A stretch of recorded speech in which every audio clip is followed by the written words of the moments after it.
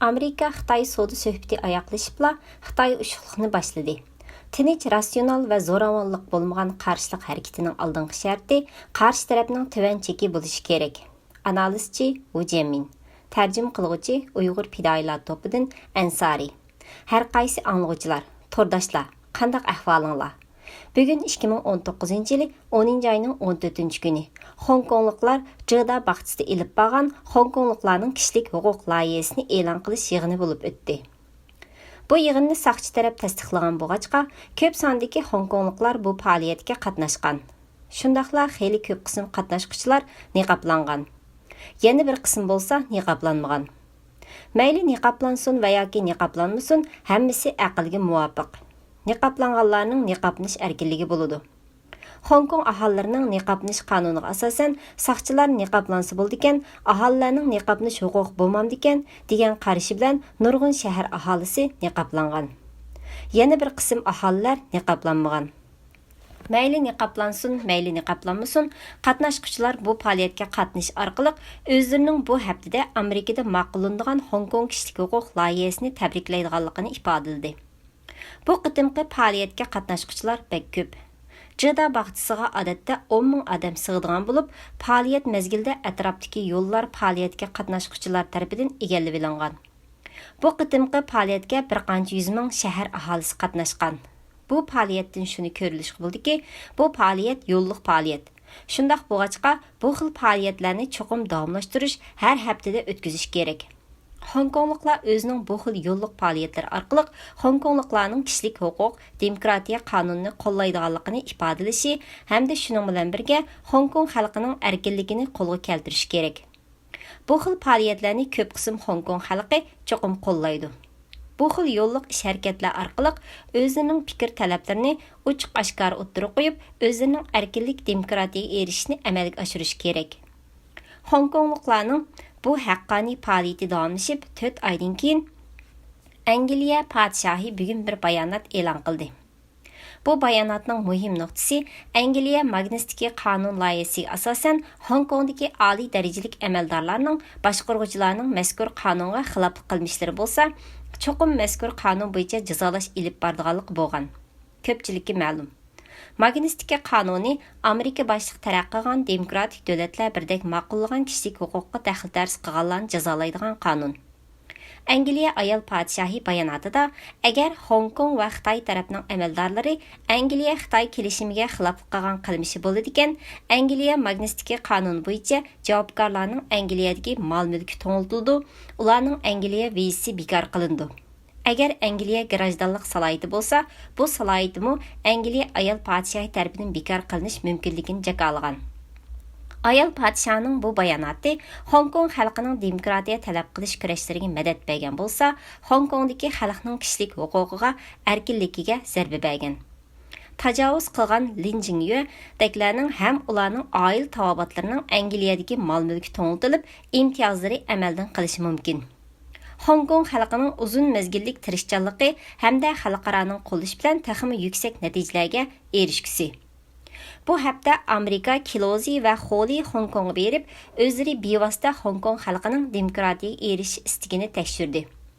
Ular Amerikaga qaytgandan keyin cho'qim parlamentda maxsus yig'in ichib, bilet tashlab Hong Kong xalqining demokratiya qonun loyihasini ma'qullaydi. Ularning Hong Kong berib tekshirish ilib berishdagi maqsad bu qonun loyihasini ma'qullashga material to'plashdir. Bir qism kishilar yo'lliq faoliyatlarni yoqtirmaydi, qo'llamaydi. Ammo bu xil zo'rliq zo'mbuliq bo'lmagan yo'lliq faoliyatlar hukumatning yo'lsizligiga qarshi turishda muhim rol o'ynaydi. Biz bu yo'nalishdan voz kechmasligimiz, qo'llashimiz, davomlashtirishimiz kerak. Men burunmi o'ttirib qo'ygan yo'lliq faoliyatlar bilan birga cho'qim qurolliq urushqim tayyorlik qilish kerak. Yo'lliq faoliyatlar kurashning muhim tarkibiy qismi, ammo qurolliq to'qinishlarga, urushlarga hozir bo'lishimiz kerak. Bu mazmunning davomini leksiyaning keyingi qismiga qo'yib turib, oldi bilan Hong Kong ham Xitoyning atrofida yuz berayotgan xalqaro cho'ng ishlar haqida muloyiza yurgizib boqayli. Ko'pchilik bilish mumkin. Алдыңғы haftada Amerika-Xitoy savdo suhbati ilib berilgandan keyin Tramp Xitoy Amerikadan 4-500 milliard dollarlik dehqonchilik qo'shimcha mahsulotlari setib oladi deb nihoyat xush bo'lib ketib, 10 oyning 15 kuni ijro qilinadigan 2500 milliard dollarlik Xitoy milidan ilinadigan 30%lik tamojna bejini amaldan qoldirganligini hamda bu qatimqi suhbatida muvaffaqiyat qozonganligini har xil yig'ilishlarda so'zlab yurgan. Mən Trumpның haqiqatan muvaffaqiyat qazanğanlığını yoki Xi Jinpingning qiltig'i uchib ketganligini hech bilolmadim. Liu He Beijingga berish bilanla Xalq gazetida Amerikadan barliq tamojna bejini bekor qilish to'g'risida maqol e'lon qilingan. Xitoy Kompartiyasi bunchalik bojning kechirim qilinishiga hargiz qanoat qilmaydi. U doim g'alaba qilsam, boshqalarni qiltaq tushirsam deydi. Xalq gazeti Xitoy Kompartiyasining jakochisi. Agar sen Liu He Beijingga berish bilanla Xitoy Kompartiyasining yuz erishini tasadduqiylik his qilgan bo'lsang, xatolashgan bo'lasan. Hay Trump, Xitoydan oldigan barliq bojlarni kechirim qilgan taqdirdimi, Xitoy Kompartiyasi hargizmi o savdo kelishimga amal qilmaydi. U chaqda sening xushbug'ining nada qoladi?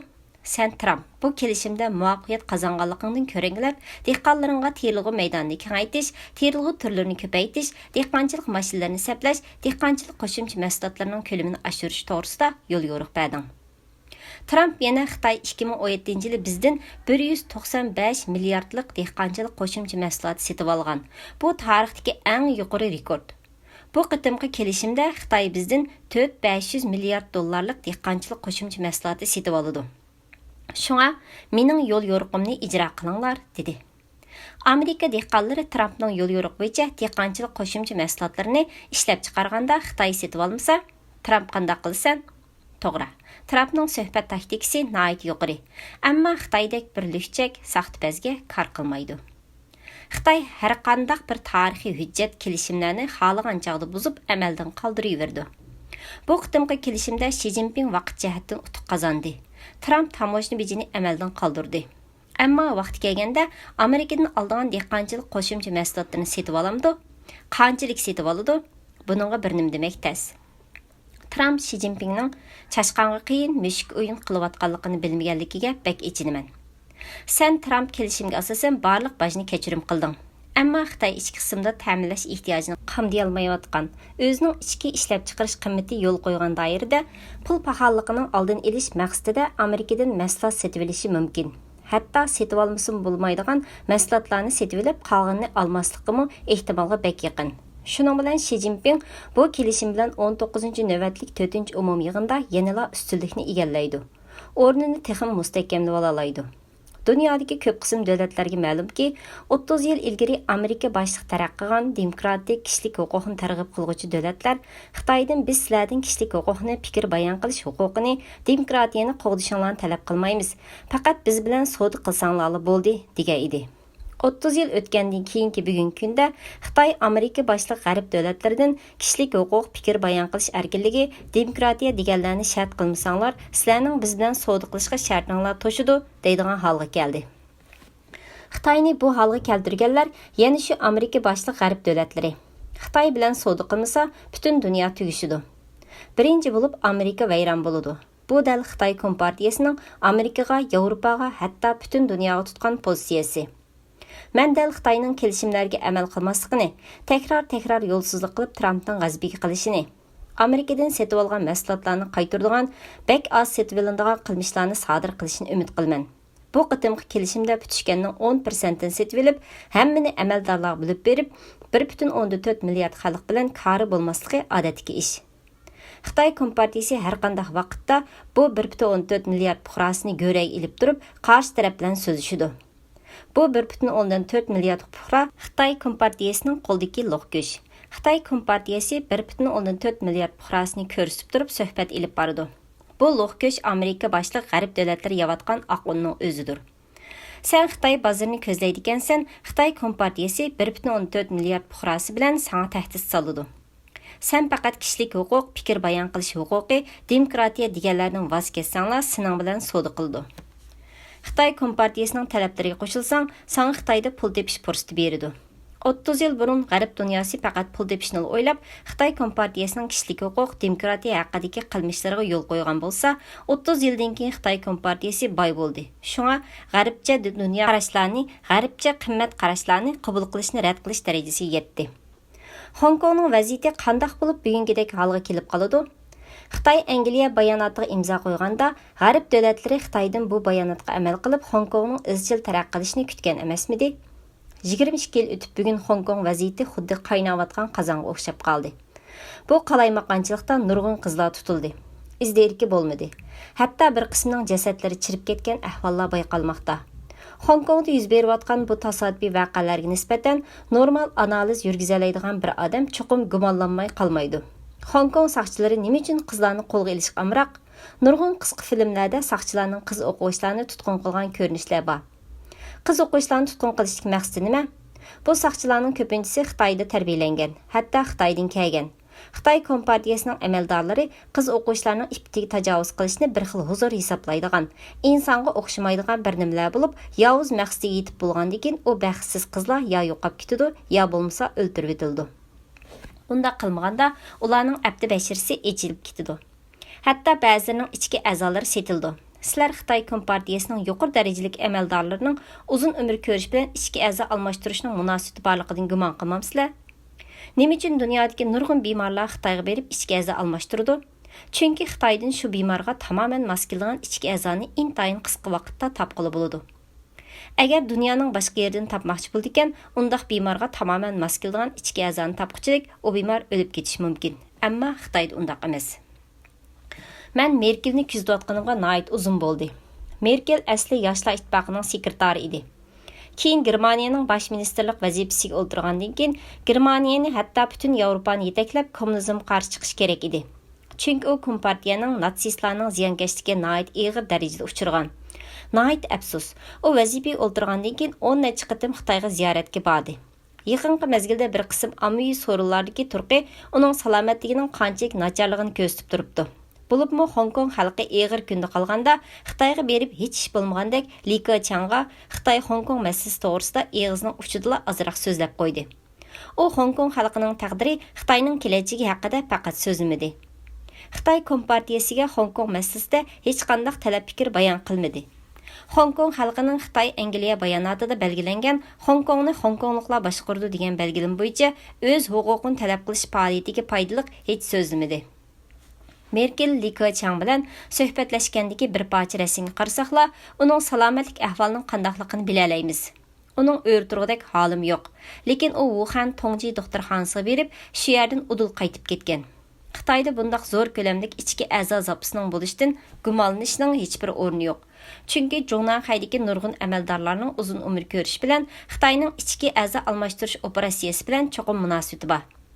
301 doktorxonaning to'rbekitiga kirib qaraydigan bo'lsanglar, bilasizlarki, doktorxona qanday qilib rahbarlarning talablarini qondirdiganligi haqidagi belgilamada ichki a'zo ko'chirish haqidagi alohida to'xtalgan. Hong Kongdagi tutqun qilingan kichik qizlarning derkini olmaganda Xitoy Kompartiyasining qurbonligiga aylanib ketadi. Shunlashqa Hong Kong harakatida faqat yo'lliq faoliyatlar bilan cheklanib qilishga bo'lmaydi. Men endi ko'pchilik bilan yo'lliq faoliyatlar bilan qurolliq faoliyatlar haqida o'rtoqlashmoqchiman. To'g'ri, dunyoda yo'lliq faoliyatlarning muvaffaqiyat qozonganlik ulgilari nihoyat ko'p. Ammo sizning qarshi tarafingdagi zodi kim? Yo'lliq faoliyatlar qarshi tarafga ta'sir qilamdi yo'q. Qarshi tarafning demokratiyaga qarshi bormi yo'q. Qarshi taraf ma'lum qoida tartib bo'yicha sen bilan moslasha olamdi deganlarni o'ylash kerak. Masalan, Polsha ishchilarining qarshilik kurashlaridagi jasurlikni ko'rgan Polsha hukumatı ishchilarni bostirishga jur'at qila olmagan. Agar bostirsa nurg'un odamning o'lib ketishi turganli gap. Polsha hukumat amaldorlarida mas'uliyat tuyg'usi bor. Shunga ular ishchilarni bostirmagan. Ammo Xitoy Kompartiyasining amaldorlarida bundaq mas'uliyat tuyg'usi faqat yo'q. Agar Hong Kong xalqi Polsha ishchilaridek isyon ko'targan bo'lsa, Xitoy hukumatı Hong Kong xalqining hammasini rahim qilmasdan xuddi chivinni o'ltirgandek qirib tashlaydi. Xitoy hukumatı faqat sizlarning o'lmay qilishinglardan ansiraydi. Yo'lliq faoliyatlar bilan qarshi qilguvchilar cho'qim qarshi tarafni to'liq tushunishib faoliyat qilish kerak.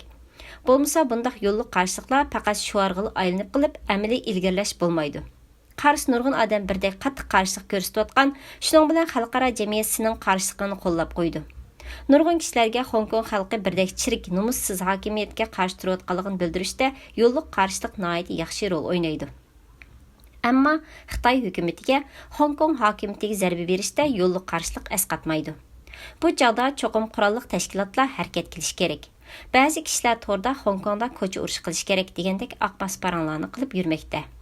Hozirgi Hong Kongning vaziyati ko'cha urushi qilishga uyg'un kelmaydi. Ko'cha urushi bilan Xitoy hukumatini Hong Kongdan chiqarib tashlash mumkin emas. Yana ba'zilar Sharqiy Janubiy Osiyoning ma'lum bir yeriga maxfiy baza qurib, Hong Kong xalqini mashqlantirib, shu baza orqali Hong Kongni ozod qilish kerak degandek amaliyotga uyg'un bo'lmagan loyihalarni o'ttirib qo'yishmoqda. Bundaq qilish aslo mumkin emas. Hong Kongdagi qurolliq guruhlar bir muncha restoran, mehmonxona qatorliq joylarni portlatib, nihoyat kuchli ta'sir paydo qildi. Hong Kong xalqi yuqori fan-texnikalik vositalardan foydalanib, qaratmalik holda nishon belgilab zarba berish kerak. Bir qatimliq amaliy harakat 10 qatimliq yo'lliq qarshilik ko'rsatishdan unumlidir. Hong Kong saqchilari cho'ng quruqlikdan kelgan kompartiyaning qo'liga o'tib ketganlikdan g'aljir itdek ko'ziga hech narsa ko'rinmaydi. Bundaq ahvolda qonunning hech bir roli bo'lmaydi. Bundaq ahvolda yana barobarlik, donolik haqida so'z ichish aslo mumkin emas. Shundaq ekan, endi cho'qim yo'nalishni o'zgartib, qurolliq guruhlar botirlik bilan kurash qilish kerak. Unda qilmaydi ekan, Hong Kong xalqining farzandlari kelgusida sizlar ko'rayotgan qora kunga qoladi. Men sizlarga bir parcha rasm ko'rsatay. Rasmning ostidagi Isroiliyaning 4 ayol askari. Rasmning ustidagi nasistlarning lagerlaridagi hayot qolgan ayollarning farzandlari. Ular ajdodlari boshdan kechirgan fojialarga yanil mubtalo bo'lmaslik uchun kurash qilyotdi. Undaqda bugungi Hong Kong qurolliq guruhlar botirlik bilan harakat qilmaydi ekan, uzunga bormay Xitoy kompartiyasining qonliq bostirishiga, qonliq qirg'in qilishiga uchraydi. Ularning farzandlari texim ichinishli kunga qoladi. Shunga mushu paytda ilib borgan har qanday harakatinglar kelgusidagi zo'r bir qo'shinning maydon kelishiga sabab bo'ladi. Nurg'un kishilar bizning harbiy mashq ilib borgan ba'zilarimiz bo'lmasa, deyish mumkin. Agar qurolliq guruhlardagi yoshlar harbiy ta'lim olmoqchi bo'lsa, Amerikaga kelsa bo'ldi. Amerikada nurg'un harbiy ta'lim beradigan o'rinlar, harbiy maktablar bor. Shu yerlarda harbiy ta'lim olgandan keyin qurolliq guruhlarning urush qilish iqtidori oshadi. Hong Kong xalqi ehtiyojli bo'lganda qurolliq guruhlar Hong Kong xalqini qo'g'daydigan kuchga aylandi. Bugungi leksiya mush yergacha bo'lsin. Rahmat sizlarga.